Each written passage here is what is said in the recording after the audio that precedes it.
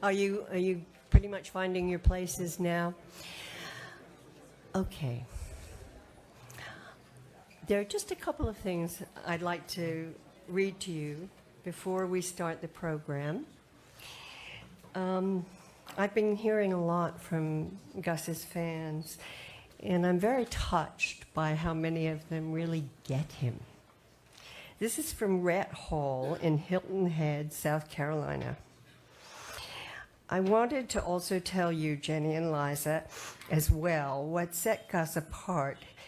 Any other musician or famous person to me out there, Gus was absolutely the most selfless human being I've ever known in life.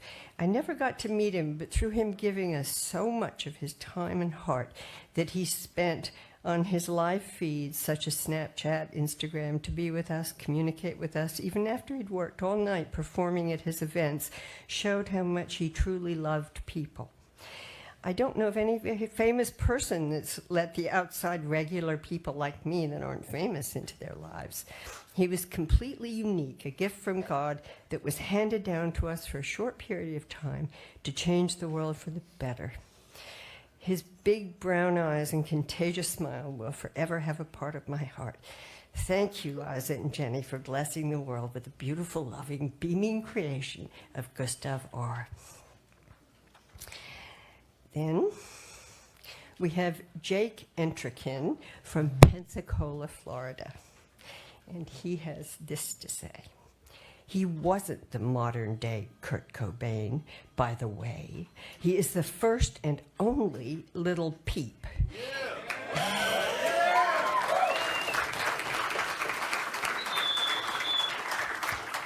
And arguably left behind a legacy that will have a far greater impact. His kindness will live on through lots of people, the genuine ones, not the people that didn't even really know him, and not the ones trying to turn a petty profit. Now, I'm going to try, I did want to just say a warm shout out to Damian Fitzgerald of Omaha, Nebraska, who is inspired by Gus to take great steps in his life.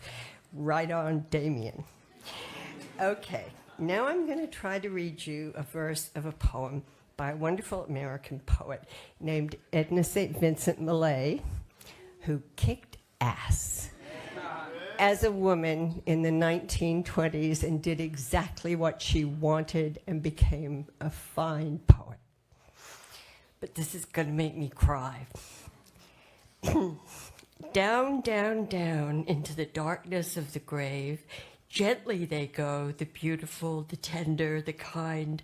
Quietly they go, the intelligent, the witty, the brave. I know, but I do not approve, and I am not resigned. Thanks.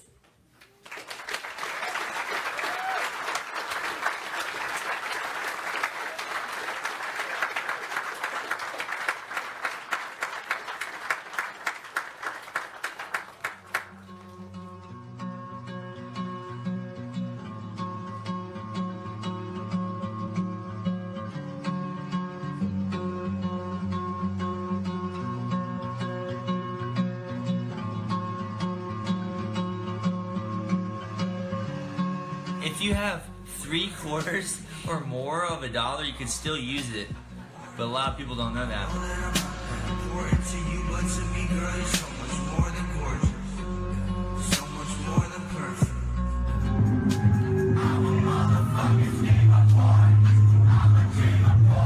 Hey, kid. Got the name Lil Peep because since I was small, baby, my mom has called me Peep. I don't know why. Peepers. Peep. It's just what she calls me. Pretty much everyone in my life calls me Peep, so Lil Peep.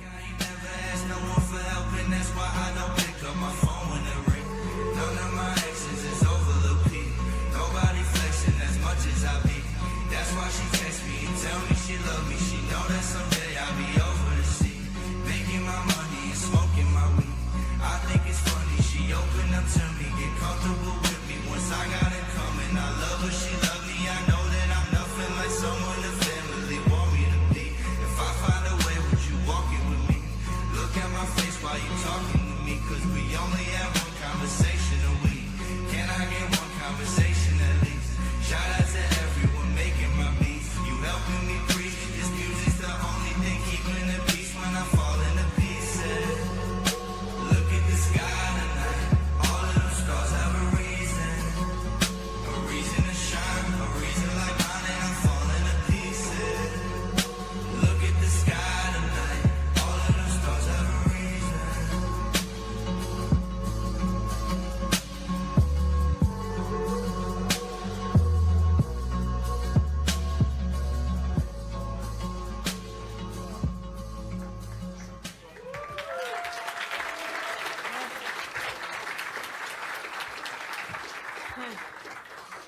Hi. Oh, you can hear me, right? Okay, good. Good. Okay. So this first, I'm going to start with a little quote which made me cry, and it's from a great book by Kate DiCamillo, and it's called The Miraculous Journey of Edward Tulane, which is you read that and you'll just cry and cry.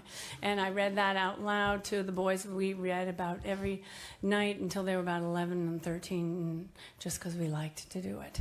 So the heart breaks and lives by breaking. It is necessary to go through dark and deeper dark and not to turn.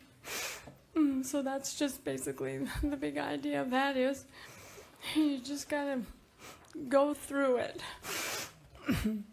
Excuse me. In our shock, walking to get breakfast the morning after Gus died, Oscar and I tried to make each other feel like we were going to be okay without him.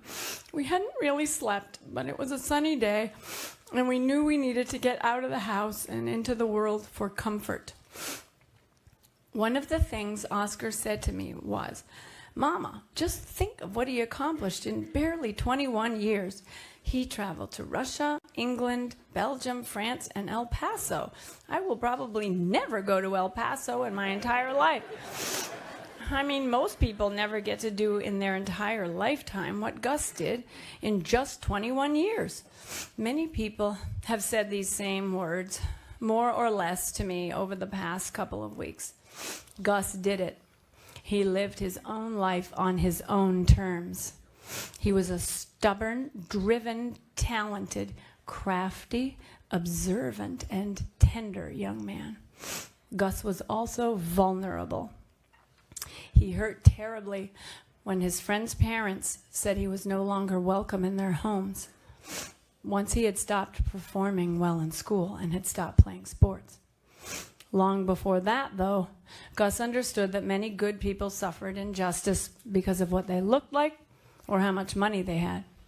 He saw how the cool kids who lived in the fancy neighborhoods looked down on his friends who lived in the projects and looked down on his own family who lived in an apartment and drove an old Nissan.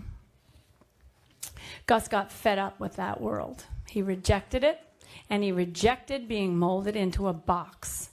Probably Emma, Ian, and Carmelo know more about why he began to feel that way.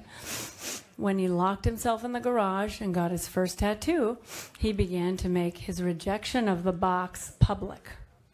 He dared the world. That's when some of his friends' parents told their sons and daughters they didn't want him to hang around with Gus. He cried when he told me about that. That's when the adults at the high school began to look at him askance. He set his jaw when he told me about that. With a keen eye for injustice, Gus raised the ante. He added to his tattoo. He pierced various parts of his face: his ears, nose, lip, eyebrow. The more tattoos and piercings he got, the more he was treated like an outsider, and the more of an outsider he became. Being an outsider, a reject, hurt him. He stayed in his room, barely mustering the courage to go to the library to complete the assignments necessary to get his diploma. And please, he graduated from high school, and he was on the dean's list the one semester he did of college. So fuck the people who said he didn't graduate from high school. Sorry. That was an ad lib, I apologize. And he did it because of his, he liked Mr. Balsamo and Mr. Petschauer, but he liked Mr. Balsamo more because he had tattoos. And he did it because of his love and gratitude for Mrs. Hartman, who saw him for who he was, not what he looked like. Years later, Gus told me that it was easy to tell the difference between the people who saw his tattoos when they looked at him and the people who saw him. Gus decided to move to California and left at 17. He tried to take classes, but few were available to an out-of-state resident. It was there that he discovered he could express his sorrow and joy and despair with his music. You may be surprised, you may not, but you may be surprised to hear that Gus and his housemates had a weekly Frank Sinatra night. His favorite song to sing was Fly Me to the Moon. And he was fucking good at singing it. When he returned from California, he began to make music at our home. My mother bought him some beats and explained to me why I should take this work seriously. So he and I drove to Best Buy, and I bought him a pair of fancy red earphones. He worked and worked and worked. He made me wear earplugs at night so I wouldn't hear him, but I did hear him belting it out. He worked like that typically through the night, going to sleep when I got ready for work. If you had seen Gus walking down the street, you might have been put off, scared even. You might have thought, what a loser, or yikes, I had better cross the street. If you had known he stopped caring about school, you might have thought, what a loser, and I don't want my kid hanging around with him. He could get into some bad habits. If you had seen his filthy fingernails, you might have run away.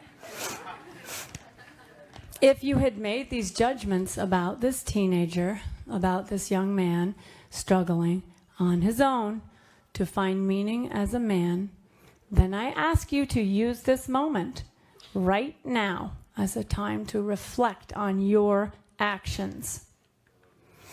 Ask yourself these questions. Do I really know this person? Have I sat down face to face and asked him to tell me about himself? Do I know what matters to him? Do I know what he values? What hurts him? What he loves? And why? Am I assuming this strange or scary looking person has no plans for himself? Have I asked him his plans? Am I dismissing this person because he does not match my definition of a good kid? Do I assume he does not work? Be honest. Gus was. Gus wrote a song about wanting to burn his high school down. He didn't like most of the adults there. He despised the social scene. I say most of the adults. Most, not all.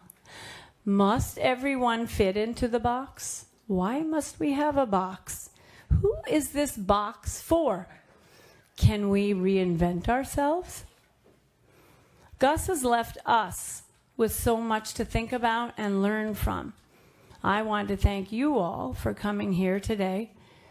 Please do not make assumptions about people or events in ignorance. Do you understand what I'm saying? Try to step outside of your own box and open your mind to new ideas. My sweet little peeper is gone now, but he has surely left us a lot of wonderful material to review and consider. He has left me with new people to know. I am so proud of him. You have no idea.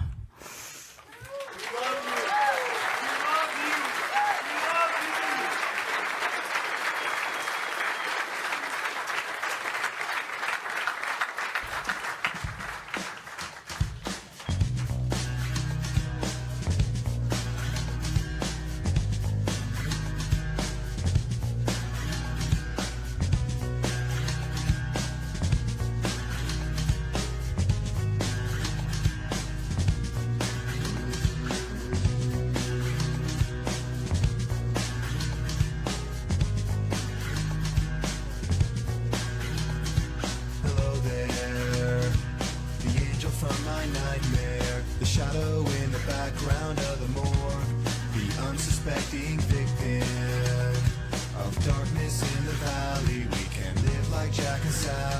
we want, where you can always find me. And we'll have Halloween on Christmas, and in the night we'll wish this never ends. We'll wish this never ends.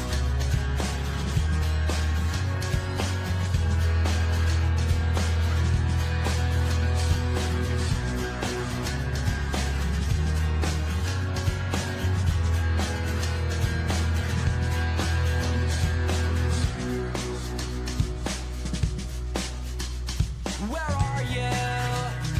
And I'm so sorry. I cannot sleep, I cannot dream tonight. I need somebody and always. This sick, strange darkness comes creeping on, so haunting every time.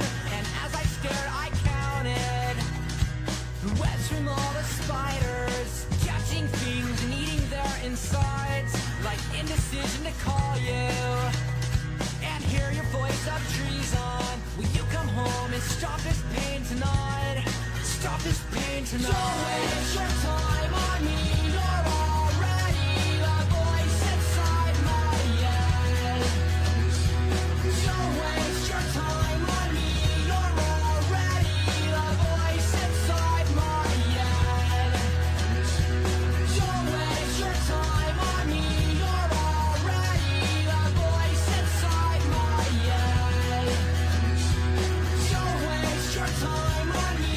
You're already the voice inside my head.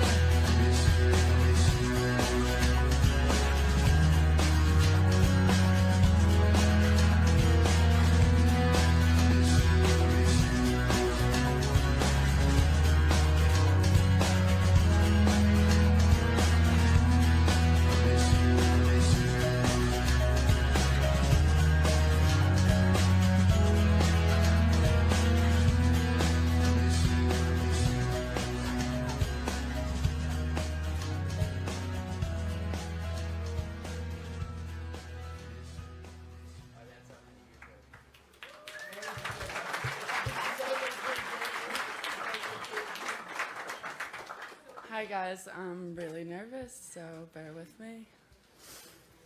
Okay. I met Gus in 3rd grade. We were 8 years old. A close family friend passed away that year, and I remember I got to sit crying on the big comfy beanbag chair all day by myself. And Gus just kept coming over to me to make me laugh. He was the only person to cheer me up that day. I wish he was here right now cheering me up. By 5th grade, I was in love with him. We were so young. He was just so cool from the start. I mean, I've never met anyone who's colored their hair more times than me. Middle school came and we stayed friends. I remember he'd go on for hours making fun of the guys I dated. But no matter what he was saying, I couldn't stop laughing at it. Gus was able to do that. He was so funny, he would make you laugh so hard you wouldn't realize he's been making fun of you for the past 10 minutes. He'd make me laugh until I'd cry. I don't think it's physically possible to shed more tears for anyone. High school came, and we went back and forth, breaking each other's hearts. We'd date for a month, and he'd hate each other for 2. But he was always there, and he always reassured me how much he loved me. Even if he was pissed at me, even in the hardest times when I thought no one was there, he was. He was just always there. Senior year came, and he finally showed me some public affection. He was never too good at that. He kissed me in front of a whole party. I remember thinking, wow, we're really going to be in a real relationship this time. It didn't happen immediately, but eventually. He moved to California after high school, and so did I. He was in LA, I was in San Diego. He was living with Brennan with no job or money at all, eating only the Trader Joe's canned beans Liza would send him in a box from New York. I went up there every other week with my 2-week pay of $100. I was working for my sister. Let's just keep that in mind. I think the train ride itself cost about $70. I'd have to steal food from my sister's house and bring it up so we didn't have to eat those beans. I think he wore the same pants every single day that year. And for some odd reason, it never grossed me out. He'd step out of his pants that were literally molded to his legs. They were so stale, they would stand up straight. And I never even flinched. I mean, that's true love, if you ask me.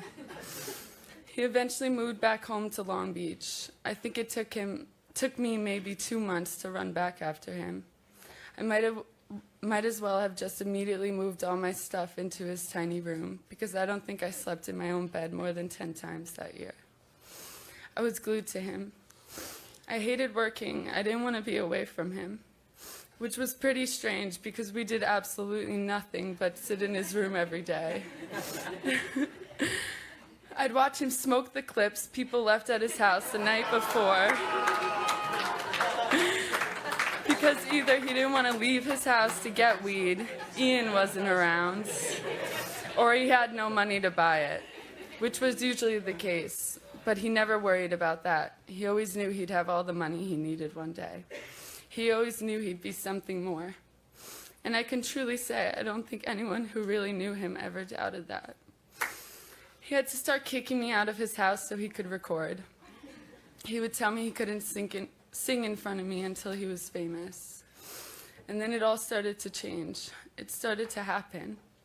He started to have a fan base, girls started commenting on his pictures, and I started freaking out on him every other day. But no matter how much we fought, he wouldn't stop telling me how much he loved me. We'd break up, and the next minute I'd get a text from him saying, "I love you." He made it so hard to ever be mad at him. He'd tell me, "No matter what, Emma, you're always my family." And I didn't really know what he meant by that until now. I'd get mad at him and say, "I'm not your freaking sister, Gus, I'm your girlfriend." But now I get it, because I feel like I've lost the closest thing to me. But you know what makes it feel a little better? Knowing he's right here by my side. Knowing how much he hated to see me cry. Listening to his voice sing me to sleep. And knowing how much he loved me. I think he told me that enough times for all of eternity. But I still can't help but wait for the day I get to see that smiling face. Tell me how much he loves me one more time. I don't think anyone could ever forget a smile that big. Gus, I don't know if this will ever get easier. But I know with your guidance I can make it through. We all will. There's an empty hole in my heart, but with every single beat, I can feel you shining through it. You are my soulmate, and souls never die. You lived through me, he lives through all of us.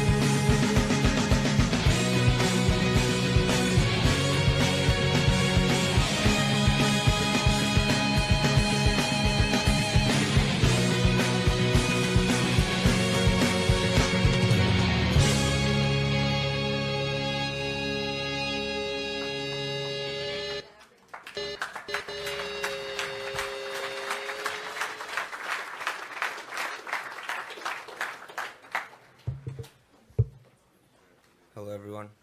My name's Ian. I'm really nervous, but just bear with me. Gus created something out of nothing. Gus talked his entire career into existence. We would sit around in Gus's room, listening to his music, and at that moment, we didn't realize what an impact he would make. I always did think Gus had what it took to be a successful artist. And it is really still a shock of how much of an impact he did make. It's just crazy to watch it all come to life before your eyes. It felt like only months would pass, and Gus would be working with artists that he had always looked up to for years. And he'd been listening to their music forever. His career advanced so quickly, and it made me and all my friends so happy to see him succeed. When most of our friends would go to the bar or a party, it would just be me and Gus and a couple friends just hanging out in Gus's room, just smoking weed. Listening to Gus's music.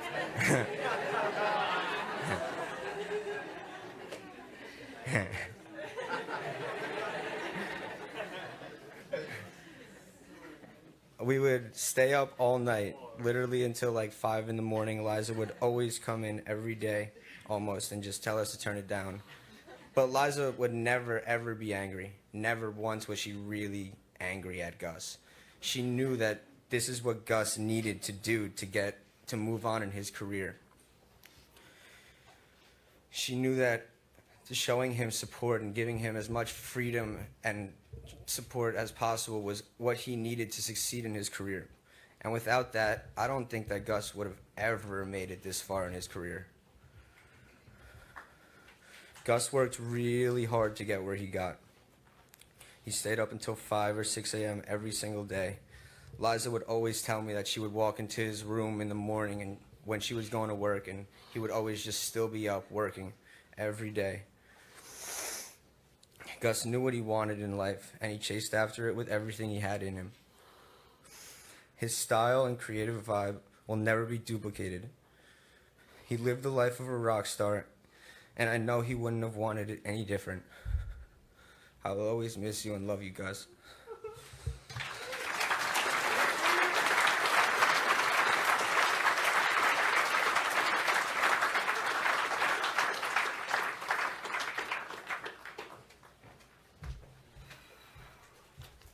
Hello, everyone.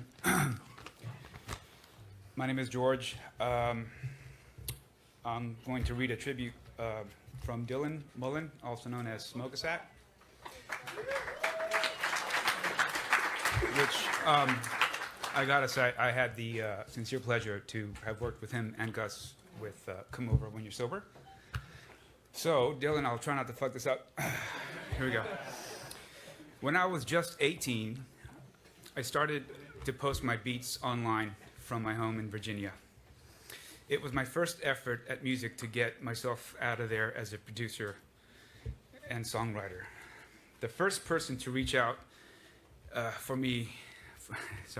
first person to reach out to me about a beat was a kid named Gus, who messaged me from his home in Long Island. He asked if he could purchase one of my beats to put some lyrics over. I was so excited that he was interested in my work, and I sent him a bunch of beats. He sent me back the songs with his lyrics, and I was really impressed. I thought to myself, wow, this kid is something special. I went to college to study audio engineering. A couple of years in, I decided school wasn't for me. I left Boston to move out to LA and give it a go with the music. A few weeks after moving to LA, I came across this artist going by the name of Lil Peep. I had no idea that this person standing in front of me was the same kid that I only knew as Gus. I never forget that moment. Never in my wildest dreams could I have imagined that years later we would both wind up in California trying to pursue our dreams. Once we put the pieces together of how we met years earlier, we decided to make music and come up with 19. We both knew at the moment it was our destiny to make music together. I knew Peep was a superstar from the moment I met him. I remember when we made Hellboy, he explained to me why he chose the name. It was because Hellboy came off as intimidating and scary to some, but Hellboy was like a book that was only judged by its cover. He was actually a superhero who had a huge heart, and that's exactly what Peep was, a superhero with a humongous heart. Gus knew no matter how close we were, even though he was my best friend, that I was still a huge fan. I loved his singing and his natural ability to write amazing lyrics. We fueled each other, and we loved every moment of it. Sorry. Still more. When we recorded Brightside, I watched his body tremble. He was singing so loud, and the look on his face was genuine. He was pouring out his heart into these songs. I'll never forget these moments. His voice will forever be in my heart and soul.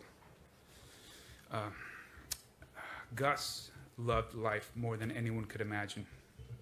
He lived to the fullest and cherished every moment of every day. He had the biggest goals and dreams you could ever imagine. He worked his ass off to get where he was. He had so much drive and ambition. He loved traveling, eating all different types of crazy food. Once we were overseas, he ate snails and octopus, which I personally thought was insane. Gus was very smart, creative, charismatic. He was such a character. He was super funny and outgoing around people. But the truth is that Gus was shy and really enjoyed just being with his close friends and family. He loved his mother, his dog, more than anything, and would talk about them all the time. He was Lil Peep to the world, but to us, he was Gus. Yeah. We will always have each other's back. He comforted me when I felt broken, and I did the same for him. He always told me everything was going to be okay. He always made things okay for me. Not many people could cheer me up like Gus. I'd be upset if he could give me this look. It was so silly. No matter what, I'd start laughing. Okay, so let me just go over here. Sorry, Dylan. I'm doing my best here. All right, here we go. Gus truly loved life. His death was a huge tragedy for all of us. He would want me to tell everyone to support your friends, watch their back. If they're struggling with issues that are too big for them to manage, get them to seek professional attention. Do not try to find yourself finding answers in the street. Honor him. Give his death meaning. Gus, I always feel blessed that you were part of my life. I will never forget those looks you gave me, by the way. You always made me laugh. I will remember all the fun we shared, the way you made me feel good about myself. I'm so grateful how everyone reached out to me during this painful time to offer your messages of hope, kindness, and support. It means so much to me, and thank you from the bottom of my heart for the both of us. Rest in peace, my brother.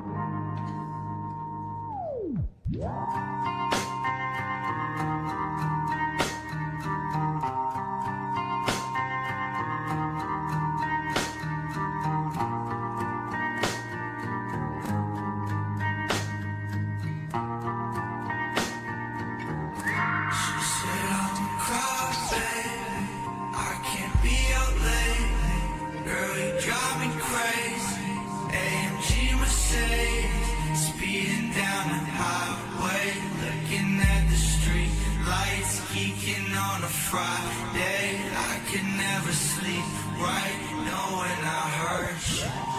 I don't deserve you. I should've curbed you.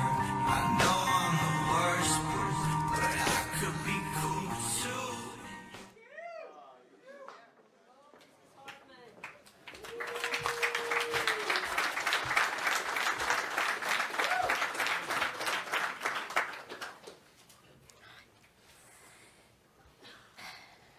Today marks 17 days since the morning I found out that Gus left us.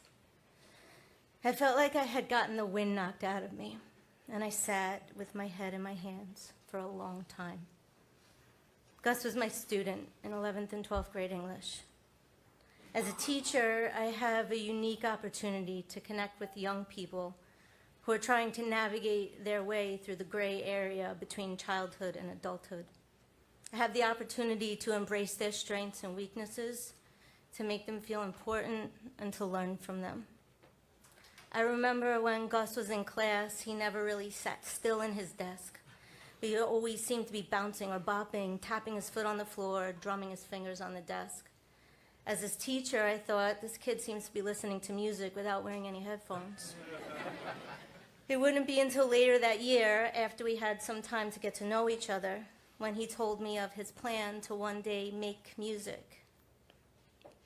And that's when I learned that Gus was a planner and a goal setter. I also remember when Gus finished reading The Catcher in the Rye, and he brought the book to me, and I figured he would say he liked it just to appease me. But instead he said, "I like him," referring to the main character, Holden Caulfield. And that's when I learned that Gus was connecting with a fictional character who was a little lost in his current setting, was highly intelligent, generous, honest, sensitive, and misunderstood. And it all made perfect sense to me. And I remember in the winter of his senior year, Gus couldn't wait to be finished with high school. He was frustrated and felt his creativity was being stifled. And we had long talks about his dream to move to LA and make music. I asked him if he was afraid to move across the country by himself. And he said, "No way," and my mom totally supports me. His face lit up every time we talked about his future in music, and I told him I believed he could do it. It was only a few months later that I would get a text from him saying, "I leave for LA this week." And then another text a couple of months after that said, "Can I use you as a reference for an apartment?" And that's when I learned that Gus wasn't only a dreamer. He was a young man who stuck by his word. A really creative, hardworking, and talented young man who set out to change his life, and he wound up changing all of ours in the process. He will live on through your memories and through his music. What a beautiful, amazing difference one life can make. Thank you.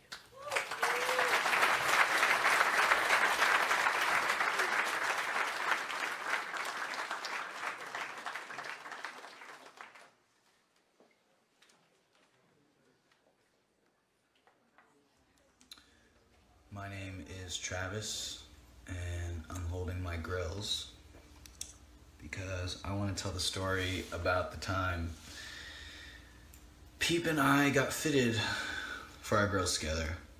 And this all starts with when we all started working together. Sarah and I asked him, "What do you want?" He was like, "I want grills." Sarah was like, "What's a grill?"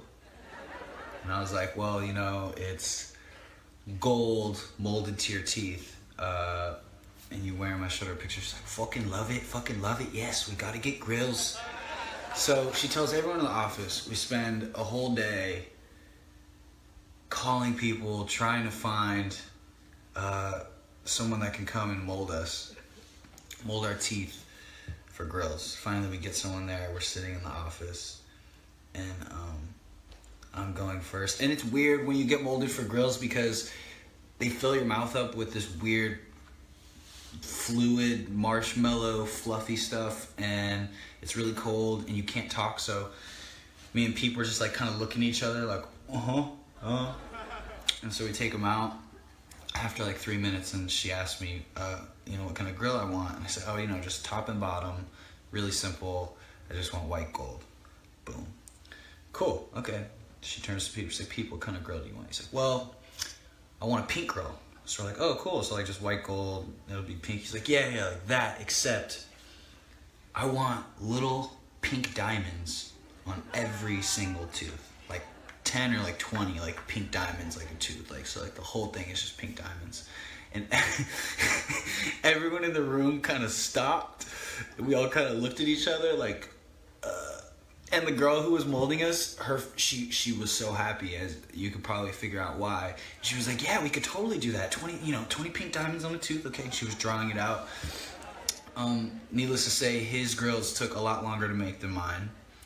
But I think that's a testament about how fearless he was, and how he wasn't afraid to speak his mind and to say what he wanted to say, and to achieve the things he wanted to achieve. And I think that's why he was so successful. He was also one of the kindest people I met. And, going over our texts, he said thank you a lot. Every time we talked, thank you, Travis. Thank you, Travis. Even when I didn't do anything, he said thank you. And I'm going to miss him a lot.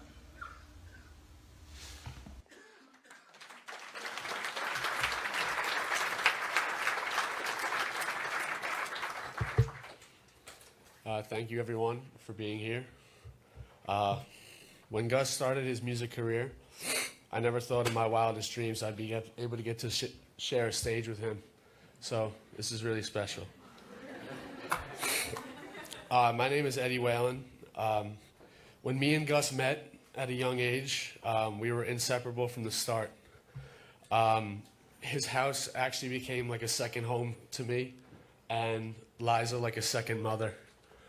I actually owe Gus a lot of credit for things I'm interested in today. The music we used to listen to on Oscar's Gold Walkman, like Blink-182, Red Hot Chili Peppers, Good Charlotte, Eminem. And if my dad knew that I was listening to Eminem when I was in elementary school, he would have flipped out. But he never found out. So that's good. The style and sneakers that he rocked from a young age, at their house they always had a CCS catalog, and I used to go around in Skechers like a dork. But I would see the shoes on Gus's feet, and I would go to my mom like, Mom, I really want those kind of sneakers. And thankfully she hooked me up. My love for the Yankees that directly clashed with his family's love for the Red Sox. That was a really fun rivalry to go back and forth with. The way he was allowed to curse in front of his parents, that shocked me. I used to try out curse words here and there just to see how they felt. I'm gonna keep ripping on myself. I used to wear my jeans my shirt tucked into my jeans, pulled way up. And Gus would never let me hear the end of that. And as soon as we became friends, that ended. The sum total of all of this is that Gus really introduced me to what cool was. Gus had such a style about him. And that's one of the things that'll be missed about him most. These last few weeks, I've learned what crying really feels like. And it's not the same crying that we used to do when we fucked up a skateboard trick outside Lindell School and busted up our shins. And it's not the same crying that I did when the Red Sox came all the way back in 2004.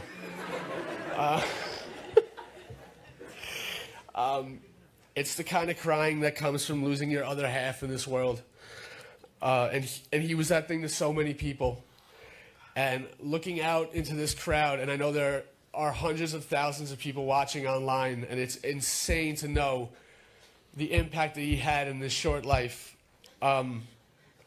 Gus was our brother, and we'll all miss him forever. So thank you.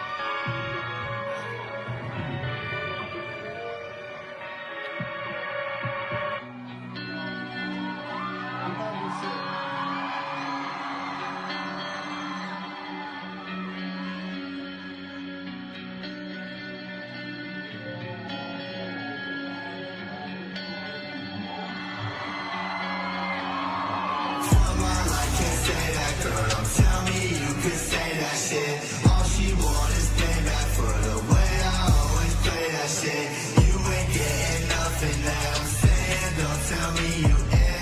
Nothing like them other motherfuckers. I could make you rich. I could make you this, baby. I could make you that. I could take you there, but baby, you won't make it back. Growing sick of this, and I don't wanna make you sad. Do I make you scared, baby? Won't you take me back? Nothing like them other motherfuckers. I could make you rich, make you rich. Nothing like them other motherfuckers.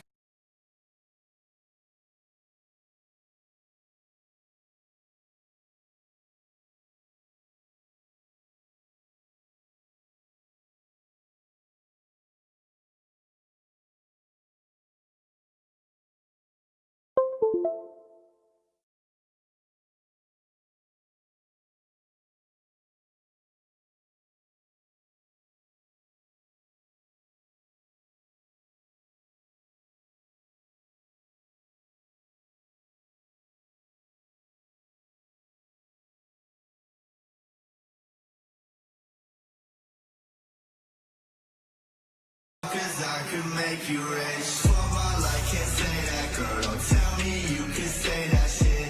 All she want is payback for the way I always play that shit. You ain't getting nothing that I'm saying. Don't tell me you ain't. Nothing like them other motherfuckers. I could make you rich, make you rich. I could make you this, baby. I could make you that. I could take you there, but baby, you won't make it back. Growing sick of this, and I don't wanna make you sad. Do I make you scared, baby? Won't you take me back?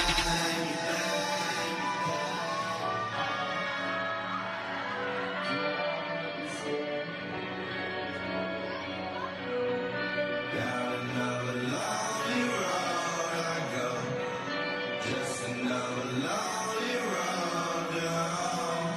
I just wanna know, I just gotta know. Do you wanna go, baby? We can go.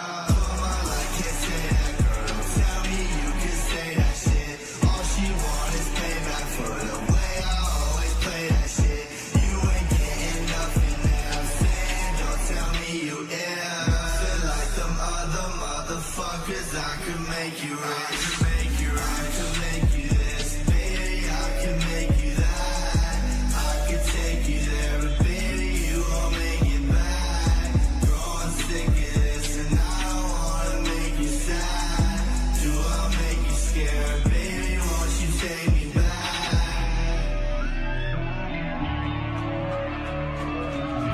Do I make you scared, baby? Won't you take me back?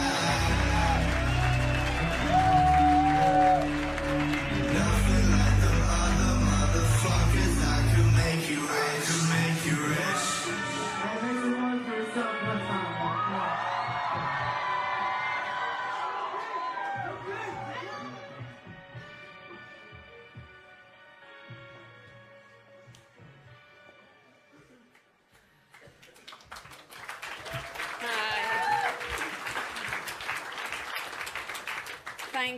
Thank you, Liza, Jenny, Oscar, Jack, Daisy, and everyone who's come along today and made this such a wonderful celebration of Gus's life.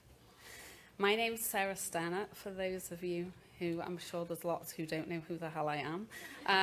But I had the privilege of working together with my team at FAE with Gus as his business partner over the last 18 months. From the moment that Travis, who we saw earlier, showed me the picture of Gus, and I heard 30 seconds of 19 on SoundCloud, I was obsessed. I turned into a teenager. People in my office literally thought I'd finally lost my mind. It took me 2 weeks to track him down to a squat where he was living in downtown LA with some of his peers and collaborators who I'm so happy to see here today. It then took me a further week to persuade him to come and meet us because he thought we were probably two corporate arseholes and I was definitely too old and just wouldn't get it. Once I met Gus, I was totally captivated by this amazing young man with crybaby tattooed across his beautiful face. We agreed to go on a journey together. It is clear to me now that our meeting was destined for a larger purpose. My team and I did everything we could to ensure that the world knew about this unique, brilliant talent of Peep. Everyone we introduced him to, from the famous photographer Mario Testino to my aging mother, was completely enthralled with him. It's easy to understand why. Peep was a fascinating contradiction. He had the ability to merge complex emotions into a single moment. He could be happy and sad, anxious and confident, self-conscious and brazen. He was just unapologetically himself. My daughter Rose described him like this: he embraced and accepted every human emotion without fear or resistance. He was not uncomfortable with his uncomfortableness. He accepted himself, and in the words of his friend Bexy, who I hope is watching, he was living, not existing. He was always passionate about what he was doing and was planning his future with huge excitement. He was aware of the enormous value of his ability to truly express his individuality and to use it to connect with others. He was unstoppable in his right to do that, a creative leader. I'm grateful for every minute of every day I had this inspiring young man in his life, in my life, and me and his. Being young is something the old want, and being wise is something the young need. Gus was both young and wise. He helped me in some of my own personal challenges, in particular my absolute terror in public speaking. Get up there, believe in yourself, just be yourself, and you can see today I can do that. He will live on in his music. His family, Chase, his manager, and the FAE team are committed to sharing the work that he so carefully prepared with his collaborators in a way that Gus would have wanted us to do, so that the world can continue to discover the invaluable talent of Little Peep and why Peep has established himself, despite his passing, as the rightful recipient of the word icon. I asked his friend Bexy yesterday, what would Gus want me to say to his fans on Saturday? He said Gus would say what he always said to himself: follow your heart, follow your dreams, do what you love, and believe in yourself.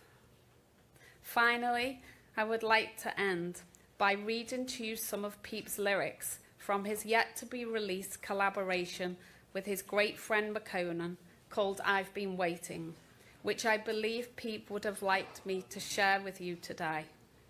And they are: don't tell me I'm not doing fine, 'cause I'm doing fine. Thank you. Thank you for coming.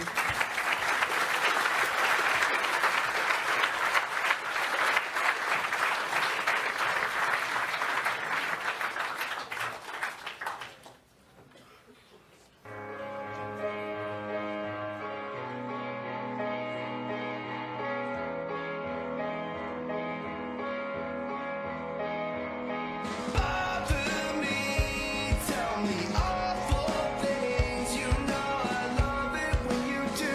That helps me get through this without you. Bother me, tell me awful things. You know I love it when you do. That helps me get through this without you. Bother me, tell me awful things. You know I love it when you move that on me. Love it when you do that on me. You like attention, I find it obvious.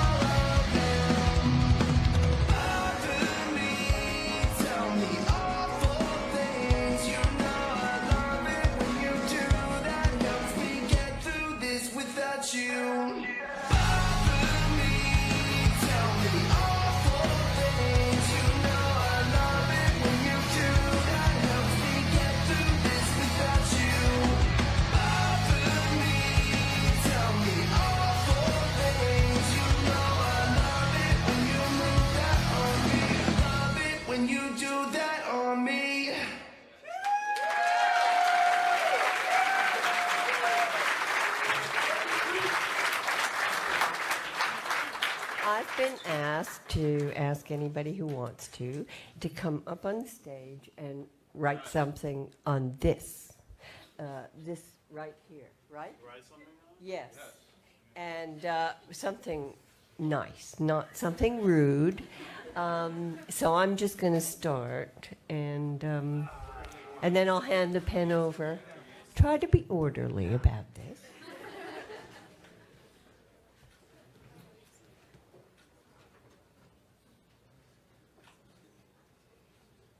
Oh, this is very difficult.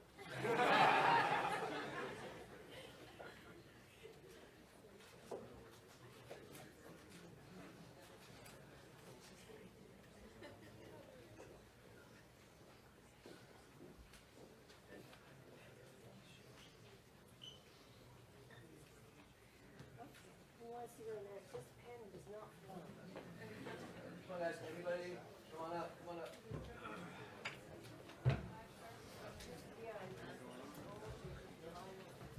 Yeah, if we can get a line over here, whoever wants to write anything, please come forward. Thank you. My father took me into the city to see a marching band. He said, son, when you grow up, would you be the savior of the broken, the beaten, and the damned? He said, will you defeat them, you demons, and all the non-believers, the plans that they had made? Because one day I'll leave you a phantom to lead you in the summer to join the black parade.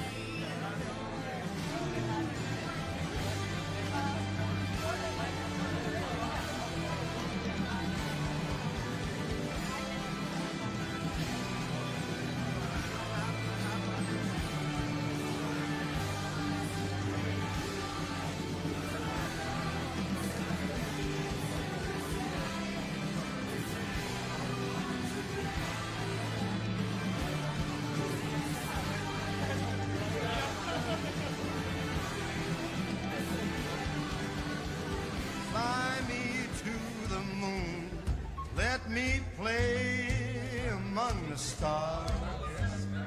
Let me see what spring is like on Jupiter and Mars. In other words, hold my hand. In other words, baby, kiss me. Fill my heart with song and let me sing forevermore. You are all I long for, all I worship and adore. In other words, please be true. In other words, I love you.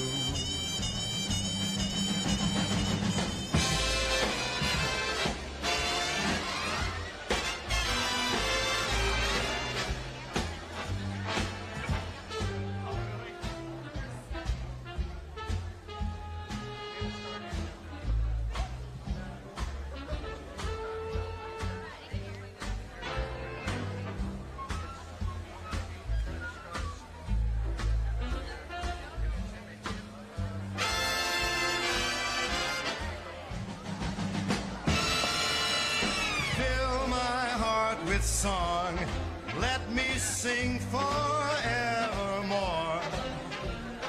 You are all I long for, all I worship and adore.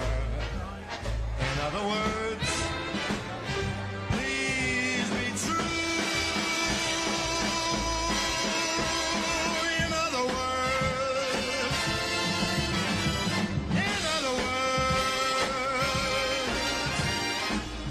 I love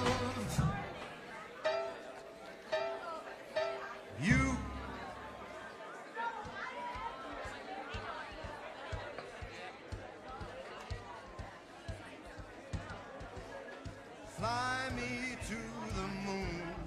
Let me play.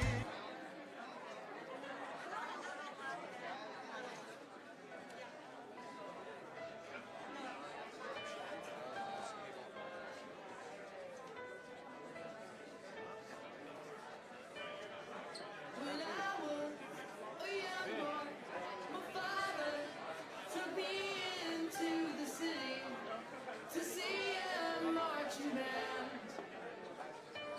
He said, son, when you grow up, would you be the savior of the broken, the beaten, and the damned? He said, will you defeat them, your demons, and all the non-believers? The plan